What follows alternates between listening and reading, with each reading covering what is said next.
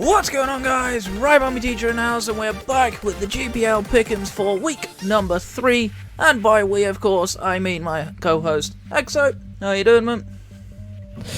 I'm doing good. What's going on, GPL community? Right. And on the screen right now, you can see the results from last week. I actually have the correct league results this time round. Shoutouts to Burger for realizing it was the wrong ones. Streamlabs messed up. But we're not going to go over that too much. But this week, we had a bit of a better week. So, we're now at 5-4. I actually won last week 3-2. A little bit fortunate. But if you haven't seen how Pickems work, firstly, where the hell have you been? Secondly, just on either side of me on the screen here are two people who are playing this week. Exo and I are going to break it down as to what we think the strengths and weaknesses are and who's going to win and predict a scoreline. Right, so first up is going to be Burger at the Future Foreheads versus Nico at the Cataclysmic Concauders. How you seeing this one going, Exo? Okay, so I do not see a Dark type on Burger's team, which is a little scary versus a Psychic Terrain Alakazam. That might be something to definitely play around. Maybe Puku will be Spadef or something, but just to correct you, there isn't a Alolan Persian on Burger's team now, so that's why the Dark type has come in. It was Incineroar previously. Yeah, I actually did not see that. Okay, I'm blind. All right. Yeah, does have to be mindful of a Focus Blast, and it is outsped by Alakazam, so that could be the stumbling block there. Yeah, I don't know. I think it's gonna be a decently close match because I think Nico with these changes is a little bit more comfortable. I don't know. I think Burger is in a better position now that you just mentioned the Persian, but yeah. I mean, it's an interesting one, right? Because obviously, with Psychic Terrain, the Sucker Punch Lycanroc is not as effective, but it can still just run Crunch. It's not the biggest deal in the world. Just got to be careful not to eat too many hits. That being said, though, with the amount of stall on Burger's team, and Nico's offense has proven already to be a little bit fragile. It's not really that strong. We kind of saw Sylvie dismantle it relatively comfortably. Admittedly, that was a Zeraora team. But it can be the similar story with Dragapult. Specs Dragapult can put in a lot of work here, especially with Shadow Ball. There's quite a few Ghost weaknesses on Nico's team. Could be an interesting one. Definitely an interesting dilemma. I'm still not completely sold on the Arcanine Switch. I feel like Incineroar actually had a better matchup this week, so it's a bit unfortunate to not see it. That being said, though, I feel like Nico's offense is strong. If he plays around it correctly. I can see Arctozolt being annoying. Arctozolt's Ball Beak hits a lot of this team. I'm not sure. It really does depend on how well Burger can hold out with his defensive cores. Because Nico's team is just flat out in your face offensive. It's not gonna sit back anytime soon. I'm gonna look at this to see if both teams play correctly. Who do I think is gonna win? Because that's the hardest part. Yeah. I feel like based on current form, like Nico's been struggling in the first couple of weeks. Admittedly, against me, he didn't have his team. I'm gonna give it to Burger, but I think it is gonna be close. I'm gonna give him a 2-0. Okay, that's fair. I just noticed. Okay, so Lunatone has Grass Knot, so it could cover the Seismitoad, and then like it has Earth Power. It's got that Meteor Beam, man. It's got Meteor Beam. Yeah, I mean it could hit a lot of things on this team. Not gonna lie. Psychic Terrain does get Expanding Force as well. Does it really? I think so. I know it gets Meteor Beam. I know it might get Steel Roller as well, funnily enough. But it gets it gets a few of the new moves. Okay. Yeah, I think. I mean, if he brings Lunatone, I'll be happy. But I did promise Burger that I would vote for him this week, so I'll vote for him. I'll give him a 3-0. That's fair. All right. Coming up next, then, is gonna be myself versus Arvid. How are you seeing this one, Exa? Because I obviously have some insight on this one. Okay. So did your trades go through, like your Gmax and Bronzong and everything? So my Gmax trades are in for next week, so I'll have Rillaboom and Bronzong next week. I did have Noivern this week for Braviary. Okay. Alright. So Duraludon does have rock coverage, so it's pretty good against the Charizard. It has some good coverage against most of his team, which is pretty nice. And the fact that, of course, Charizard is 4 times weak to rock, you set up Stealth Rocks, it dies, basically, unless he brings Roost, which then you're just sort of... It's in a weird position, I think, Gmax Charizard. If he could get up the Sun, he'll be weakening his Melmetal, because Volcarona, like, let's say it's Scarf, could just come in and use a fire move. I think your team looks a little bit better in this game, just because most of your Mons sort of beat his Pokemon. If that makes sense. Yeah, like individually, aside from Duraludon, my matchup is pretty much in my favor. I don't see Melmetal even coming to this game. I have way too many answers for it. And if he does bring it, then it will be annoying, but it gets pretty heavily checked by Munsdale and things like Carkol and stuff, so I don't really see a world where it comes. The interesting one in a matchup for him is Goodra. Goodra actually is kind of annoying. Depending on what set he brings, it could be a bit of a problem for me, seeing as a lot of my bigger offense are special. So Goodra can definitely cause a few problems. I do have ways to beat Goodra though. I have plenty of answers prepped for it already. Obviously Mimikyu is definitely a threat if I do bring it. I do think though, even with like looking at it, actually, Arvid's got a lot of hazards. And he's also got a fair few ways to remove them. So that's an interesting point to note. Obviously, Cutiefly doesn't come. Yes, it is a defogger, but it's way too frail. It doesn't do anything. But Whimsicott is a big problem because of its Prankster. So Prankster defog is definitely a thing. Could be good support for the Charizard. And even with that, it can be a bit of a problem because Whimsicott itself has a bit of a tricky matchup. I've got plenty of steel coverage on my team, so could be an issue for him. I got a few poison coverage moves as well. But yeah, generally speaking, his big threats are going to come from the Charizard, the Mew, and the Goodra. But he's got to play around them correctly. Mew doesn't have the best individual matchup. Obviously, it speed ties Volcarona, which is nice, but after a quiver dance, it just gets nuked. Carkol could be sleeper. It's actually a pretty solid Charizard answer. I've seen a few people running against it. I've got good tools to win this game, but it just depends on who plays correctly, and after my performance last week, it's not super easy to back me this time around either. Obviously I'm going to back myself, because I'm pretty confident I'm able to win this one. I think it'll be a 3-0 in my favour. Okay.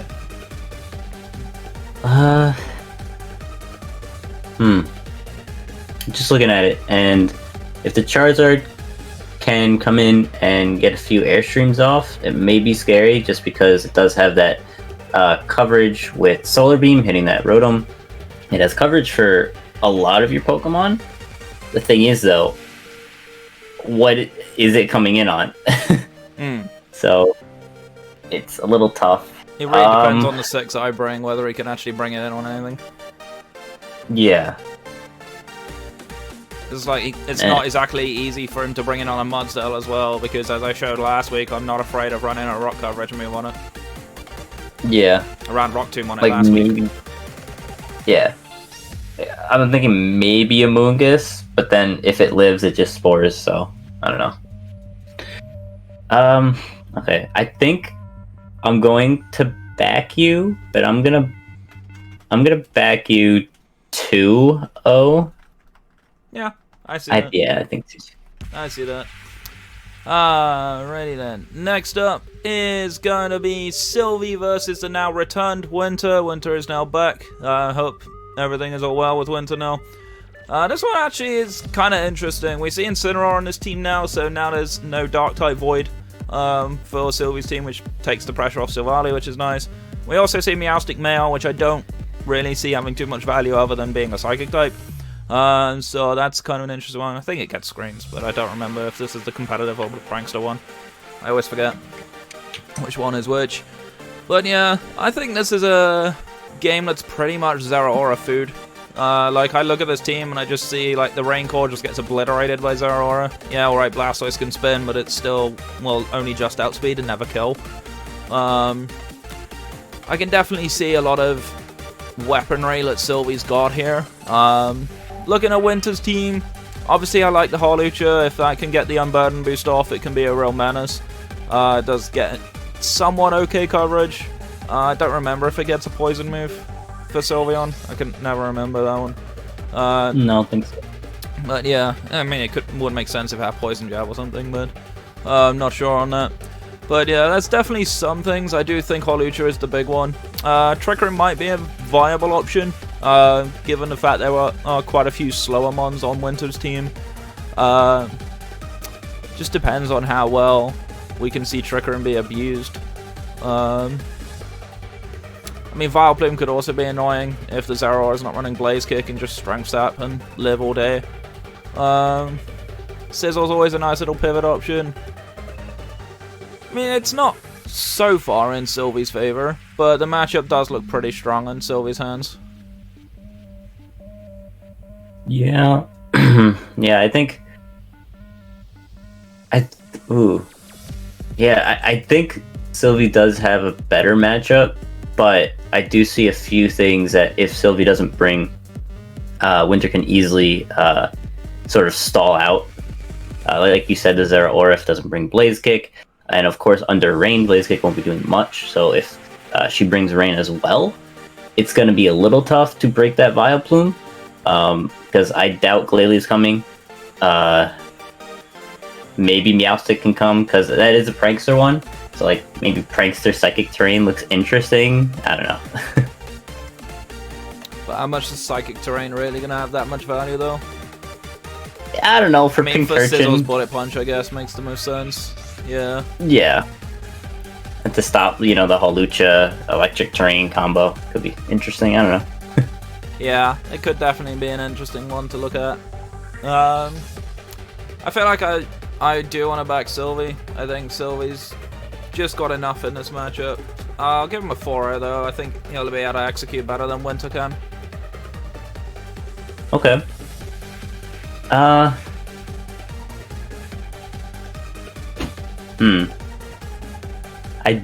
think Rain does really well in this matchup. If Winter can use the Rain properly, I think this could be a good game here. I'm gonna give Winter a 2-0. I like it. Alright, so next up on the docket is gonna be Denistrio versus Professor. Professor, of course, taking a pretty good win against me, and Denny really struggling to find his feet at the start of the season. Definitely an interesting matchup for me. I'm looking at it straight up. I definitely think Denistrio wins the G-Max War. I don't value Inteleon that highly. I still am not super convinced by it. But that being said, though, I definitely prefer Professor's Fairy Dragon Steel Core to Denistrio's. Not super keen on the Drotagon in this matchup. It could be interesting, but it does get beaten by Togekiss pretty easily. Let's see. Cinderace could definitely be a problem, though. If it's Scarfed, it can definitely make sure it outspeeds the Cobalion and stuff like that. So that could be an interesting bring. Could definitely see Scarf, like, U-turning all over the place. Could be a problem.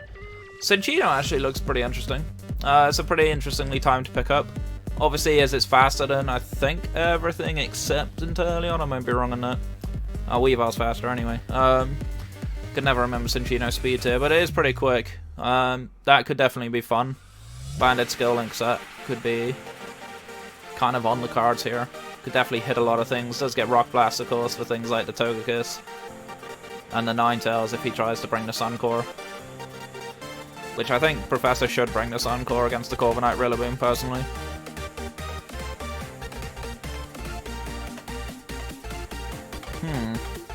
This is a tough one, actually.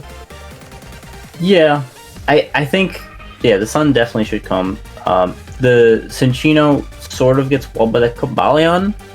If, of course, turning defensive can easily take 5 hits from, any Cinccino attack, and then even just go for a Volt Switch because it's not going to stay in.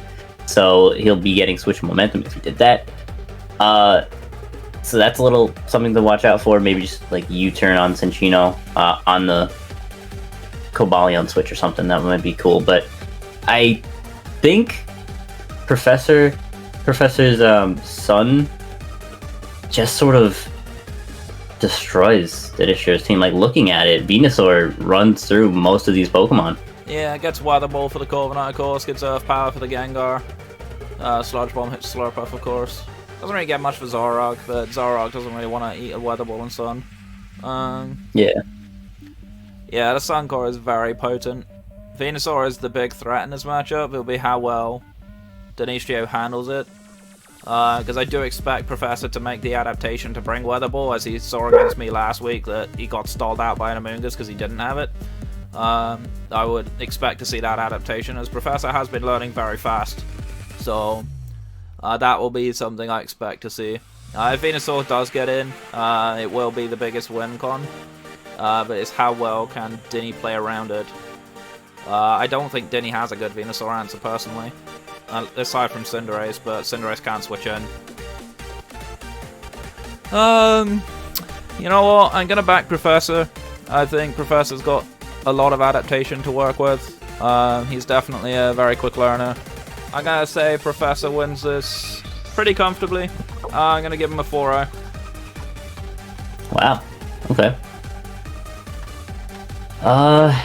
Well, so I was watching the show and Transel Scrim, and then he's bringing some interesting Pokemon. I think, this is gonna be really interesting to watch. The thing is, do I think interesting means good? Usually interesting to me means it's meme value. That's what I usually use to describe Rabbit, but... Well, then again, you know, Zoroark in itself is pretty interesting, so oh yeah, you never for sure. know. Could definitely be a bit annoying. Yeah.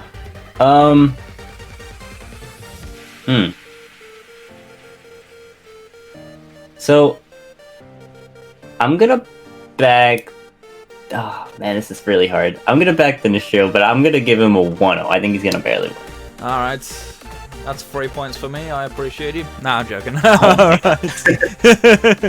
Alright then. So, last up is going to be a clash of the Titans, really. It's the two early season leaders, of course. Okami versus DJ.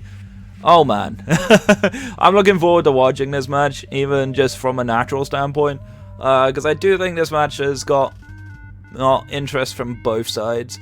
I think Galarian Dharm actually could be a monster here if it gets into Zen mode.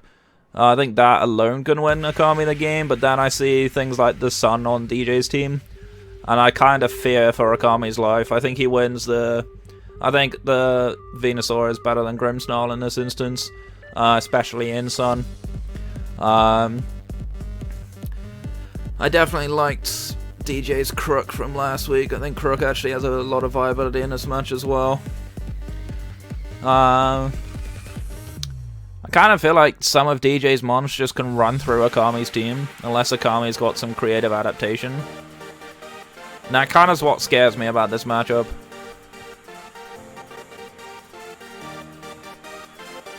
But then when I look at Okami's team, I kind of see the Colossal coming in as like a Sunish answer. Needs a fire move, gets up to +6. Suddenly starts causing havoc as well. Could definitely see that being a problem. Yeah, if he could get Dharm into Zen mode and Belly Drum up, I don't see much on DJ's side to really take Fire Punches or Icicle Crashes or Earthquakes. I really don't. Yeah, that's the thing. It's like, the one thing that kind of makes this interesting to me is Okami kind of needs setup to win, whereas it looks like DJ's team doesn't necessarily need to rely on the setup to win. And that can sometimes be the difference maker. Yeah. So, just on that one, I think it's going to be a tough one. This is definitely going to be one of my favorite matches of the season, hopefully. I think it'll be close between the two. But my prediction is that DJ is going to narrowly steal this one. I think DJ is going to win 2-0. That's fair. Yeah, I could see that. Both of them haven't lost yet, right? They're both unbeaten so far, yeah. Okay, so this is really tough. I.